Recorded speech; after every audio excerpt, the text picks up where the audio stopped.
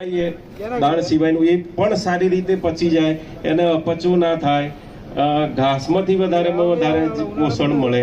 એમાં કોઈ એવું ટોક્સિન જેવું હોય તો એ ટોક્સિન બાઇન્ડ થઈને પોદળા માટે બહાર નીકળી જાય એવા ફીડ એડિટિવ પણ આપણે એમાં ઉમેરતા હોઈએ છીએ.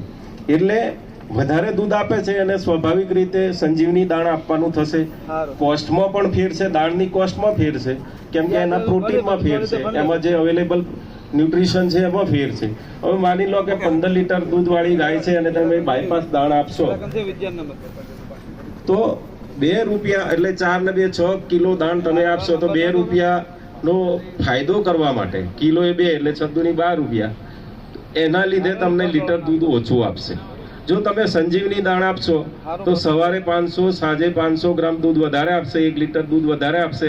તમારે 15 રૂપિયા વધારે ગયા પણ એની સામે 1 લીટર દૂધ વધારે મળશે, તો આવકની દ્રષ્ટિએ વધારે થશે. એટલે આ રીતે આપણે પસંદગી કરવાની છે પશુ આહારની, કે આપણું પશુઓની ક્ષમતા કેટલી છે, દૂધ આપવાની ક્ષમતા કેટલી છે. એ સિવાય આપણા ત્યાં હવે ગાયો હોય છે, 20 લીટર કરતા વધારે દૂધ આપતી ગાયો હોય, અથવા તો 10 લીટર કરતા વધારે દૂધ આપતી ભેંસો હોય, તો એના માટે પછી આપણે પંચામૃત ગોળ દાણ બનાવ્યું છે. એમાં 24% પ્રોટીન અને 6% ફેટ છે, અને એ પ્રમાણે મિનરલ્સ અને વિટામિન્સ છે, ફીડ એડિટિવ્સ છે. એટલે વધારે દૂધ આપતું હોય એને આપણે ખર્ચો ભલે વધે, મેં કહ્યું એમ કે તમે 6 કિલો સંજીવની ખવડાવતા હોય એના બદલે ગોલ્ડ ખવડાવશો તો તમારે 25-30 રૂપિયા કદાચ વધારે થશે, પણ ડાયરેક્ટ ફાયદો એ થશે કે દૂધ ઉત્પાદન વધશે. દૂધ ઉત્પાદન વધશે, વધતામાં એ દર વર્ષે વિયાવાની છે, એ દર વર્ષે વિયાશે પણ ખરી.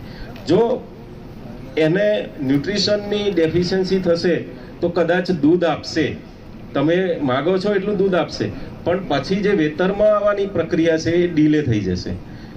આપણે આદર્શ પશુપાલનમાં એવું કહીએ કે વિયાણ પછી 60-70 દિવસે વેતરમાં આવી જવી જોઈએ અને પછીની સાયકલમાં મોડામાં મોડી બંધાઈ જવી જોઈએ. તો આપણો ડ્રાય પિરિયડ એટલે કે દૂધ વગરનો જે ગાળો છે બહુ ઓછો રહે. એટલે આપણે સતત દૂધ ભરતા રહીએ. આપણી પાસે 3 જ પશુ હોય તો આપણો એક પણ મહિનો એવો ના જાય કે આપણે આવક ના હોય અને એક સરખી આવક હોય.